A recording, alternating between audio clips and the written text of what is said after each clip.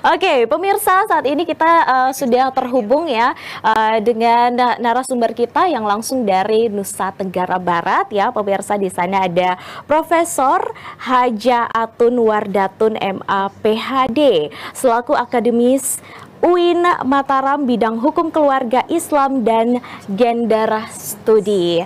Iya, selamat pagi Prof Atun.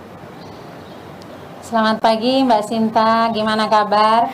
Kami di sini baik-baik sekali. Bagaimana Prof Atun kabarnya di Nusa Tenggara Barat?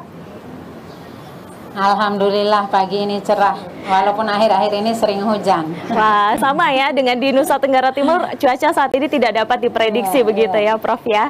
Oke, baik Prof, hari ini kan kita berbincang-bincang dalam antar nusa tentang wanita dalam dunia politik nih ya. Ketimpangan gender dalam politik ini masih menjadi tantangan serius di Indonesia begitu ya Prof ya.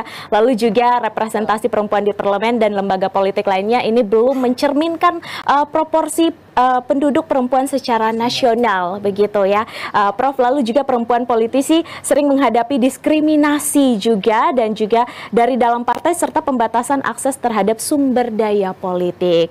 Nah Prof, ini kita mau tahu nih bagaimana sih Prof di sana melihat kondisi partisipasi politisi perempuan di Nusa Tenggara Barat seperti apa nih Prof? Baik, terima kasih. Jadi di NTB ini secara umum kita masih sangat rendah. Rendahnya adalah sekitar 14% anggota legislatif di keseluruhan baik di provinsi maupun kabupaten kota. Jadi di provinsi NTB kita punya 10 kabupaten kota, ada 2 kota dan ada 8 kabupaten. Dan rata-rata, bahkan semua, bukan rata-rata ya, semua, baik di provinsi maupun di level kabupaten kota ini belum sampai 30% sebagai amanah afirmative action. Apalagi kalau kita menuntut 50-50 sebagaimana jumlah penduduk perempuan dan laki-laki di Indonesia. Nah, tetapi kalau kita lihat peningkatan dibandingkan dengan pemilihan sebelumnya, memang ada peningkatan. Jadi ada istilahnya slow progress ya gitu ya. Namun kita juga tidak boleh berdiam. Slow progress ini harus kita dorong agar menjadi fast progress. Nah, saya melihat di 10 kabupaten kota ini ada 2 kota yang sudah menjadi kota gitu ya. Kota Mataram dan Kota Bima itu yang lumayan tinggi, tapi belum sampai juga 30%. Kalau di Kota Mataram tuh ada 10 anggota legislatif perempuan dan kalau di persentase itu 25% dari keseluruhan jumlah. Sedangkan di Kota Bima itu ada 20. Tapi ada juga kabupaten yang sangat rendah, baru 3% atau hanya 1 anggota legislatif perempuan dari keseluruhan jumlah anggota legislatif lainnya. Nah, ini mungkin ada pengaruh tidak sekedar geografis ya, tetapi kita tahu sendiri bagaimana cara pandang orang kota, misalnya ya Kota Mataram, Kota Bima sebagai representasi dari yang tinggi tadi. Jadi kota itu kan adalah melting pot, tempat orang berkumpul dan mungkin secara pendidikan juga sudah lebih tinggi dan mereka lebih open terhadap perubahan-perubahan sosial. Maka ini ada pengaruhnya juga terhadap bagaimana publik menerima keterlibatan perempuan di politik. Sedangkan beberapa kabupaten yang masih rendah itu sejalan dengan memang tingkat pendidikan yang masih rendah juga di beberapa kabupaten tadi. Misalnya salah satu yang bisa saya sebut yang masih 3% ini adalah Kabupaten Lombok Utara. KLU ini adalah kabupaten yang baru terbentuk hasil dari pemekaran dengan Lombok Barat gitu. Nah, kondisi gempa yang menghantam bertubi-tubi pada saat 2016 misalnya, kemudian diikuti Covid, padahal mereka adalah kabupaten yang baru terbentuk, ini memang menjadi tantangan untuk maju di segala bidang, termasuk di masalah pendidikan. Tetapi kita optimis ke depan dengan berbagai upaya, perempuan itu akan terus maju. Perempuan mungkin boleh saja melakukan slow progress ya, karena berbagai hambatan. Dan kalau kita simpulkan ya hambatannya lagi-lagi budaya patriarki. Nah, budaya patriarki ini walaupun kedengarannya satu kata itu kompleks dan mengakar. Dan kalau kita mau cari tahu faktor penyebabnya apa sih?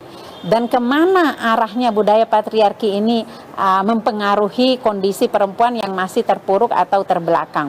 Itu masuk di dalam segala sisi, baik di sisi personal, di sisi keluarga, di sisi masyarakat secara umum, public expectation, dan juga di sisi-sisi aturan-aturan gitu ya, yang apakah aturan itu sudah ada tetapi tidak diimplementasikan atau memang aturannya yang masih bias gitu. Nah, makanya budaya patriarki ini ya kalau dari pandangan kita ya sebagai aktivis perempuan itu sangat berbahaya. Namun perlu diingat, di samping budaya patriarki ini mempengaruhi semua lini kehidupan perempuan tadi, personal, famili, masyarakat maupun pemerintah dan negara, pelakunya tidak hanya laki-laki loh, tetapi juga perempuan. Maksudnya gimana? Rendahnya partisipasi perempuan di dunia politik itu ada faktor di mana perempuan tuh lebih suka berkompetisi daripada berkolaborasi. Artinya kalau kita mau jujur bahwa jumlah perempuan yang setengah dari penduduk Indonesia, kalau kita saling support secara substantif, kita bisa fastabiqul khairat kalau istilah agamanya ya, berlomba-lomba di dalam kebaikan. Tetapi kan kenyataannya tidak semua perempuan support perempuan. Nah, saya kira ini cara pandang perempuan yang tidak support perempuan itu pertama mungkin tidak percaya diri. Kalau perempuan yang masuk nanti akan lebih emosional, tidak akan ada kemajuan, itu saja misalnya. Ada ketidakpercayaan diri. Nah, kenapa tidak percaya diri? Karena kita juga dipengaruhi oleh budaya patriarki tadi, yang dimana budaya patriarki ini memang menempatkan laki-laki itu sebagai orang yang lebih unggul, sebagai kelompok yang lebih unggul. Sekali. Nah, Profesor Atun, ini berbicara tentang budaya patriarki. Nah, ini kita juga mau tahu ini seperti apa sih seharusnya perempuan-perempuan di Indonesia, khususnya di Nusa Tenggara Barat mungkin yang ingin bergabung ini dapat mengambil langkah konkret yang perlu dilakukan untuk menembus hambatan budaya atau mungkin patriarki yang memang sudah terbentuk sejak dulu. Seperti apa, Prof? Oke. Salah satu strategi yang sangat penting yang selalu saya sampaikan itu adanya kolektif solidarity. Kita mau berkolaborasi, kita mau bekerja sama menembus sekat-sekat patriarki ini. Kita mungkin sudah bergerak secara individual ya selama ini. Artinya kita bisa melihat perempuan itu ada di setiap bidang. Di akademisi, misalnya di kampus saya, itu sudah banyak profesor perempuan. Gitu, walaupun jumlahnya memang masih tidak sebanyak laki-laki. Di dunia politik misalnya udah banyak seperti yang kita sebutkan tadi walaupun 30%. Tetapi kita masih berjuang secara sendiri-sendiri. Sehingga untuk menembus akar-akar yang susah ini, tembok yang tebal ini, kita tidak bisa sektoral ya, ego sektoral, tetapi memang solidaritas di antara perempuan, dan tidak menutup kemungkinan solidaritas yang dimaksud ini, kolektif solidarity itu, kita juga mengajak kaum laki-laki sebagai tim yang sama, yang memiliki perspektif, yang memiliki maksud saya perspektif yang sama di dalam memberikan atau menyediakan kesempatan sama antara perempuan dan laki-laki, itu perlu bekerja secara kolaboratif. Yang kedua, menurut saya perempuan tidak harus menjadi seperti laki-laki untuk masuk di dalam dunia politik, karena ini menjadi pukulan kembali bagi perempuan dalam banyak hal.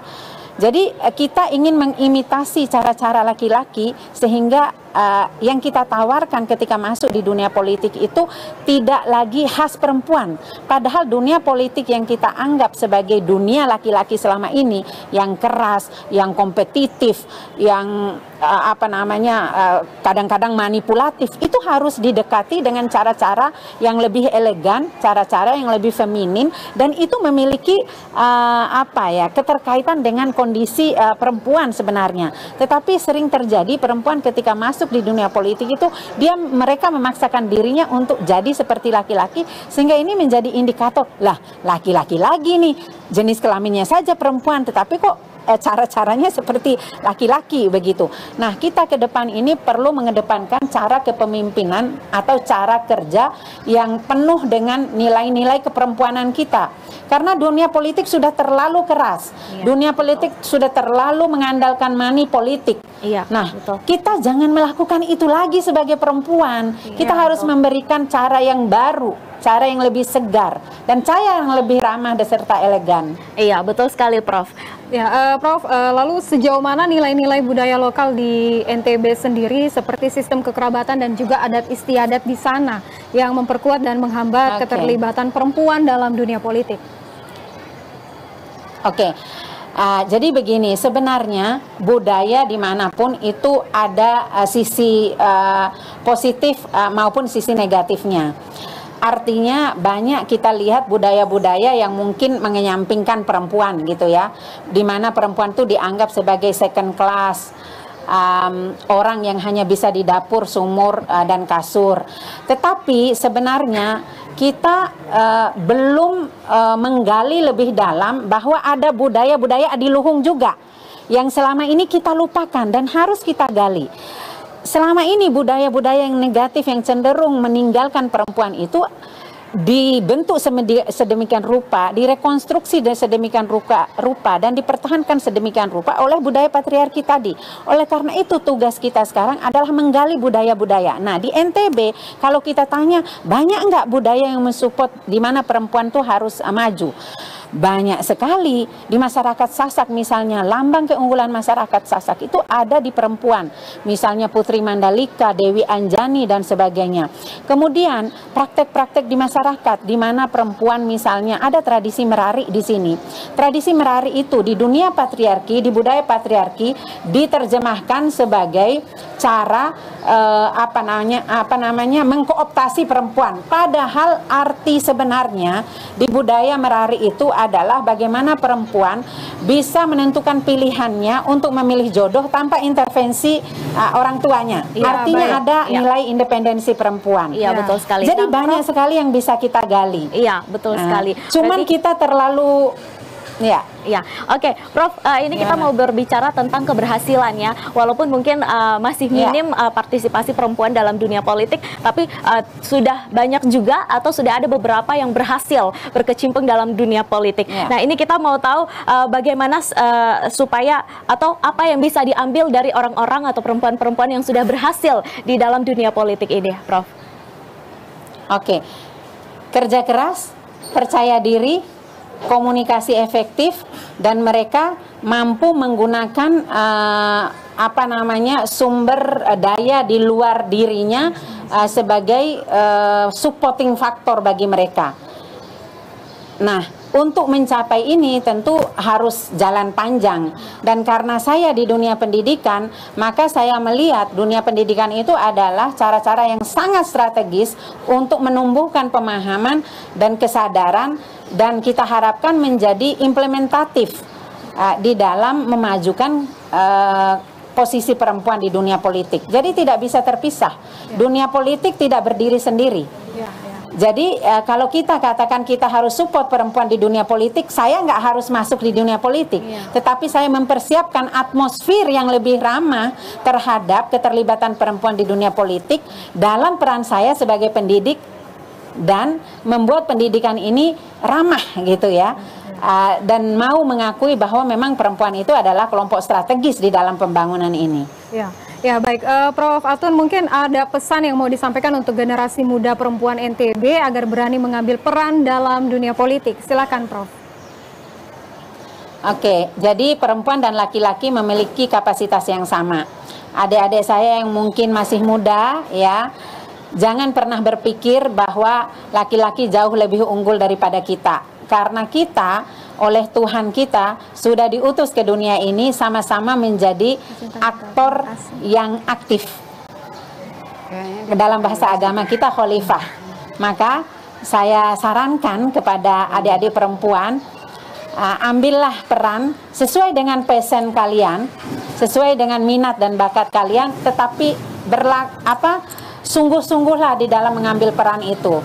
Kalau ingin menjadi politisi, ya buat roadmap dari sekarang, apa yang harus dilakukan. Belajar dari politisi-politisi laki-laki maupun perempuan yang sudah berhasil, dan mulailah menyusun rencana-rencana. Kalau Anda ingin unggul di dunia akademik, juga belajar dari akademisi-akademisi yang berhasil, businesswoman dan sebagainya.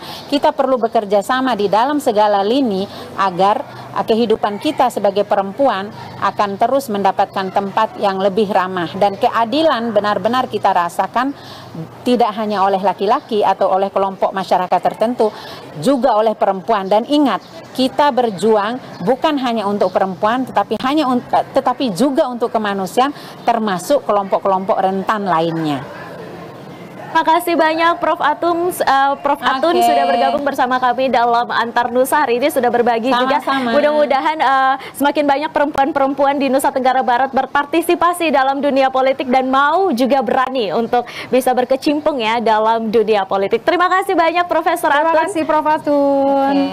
Iya pemirsa, itu tadi ya cuplikan dan juga wawancara kita bersama, bincang-bincang kita bersama dengan Profesor Atun dari Nusa Tenggara Barat pemirsa. Dan kita akan kembali berbincang-bincang bersama dengan kedua narasumber kita.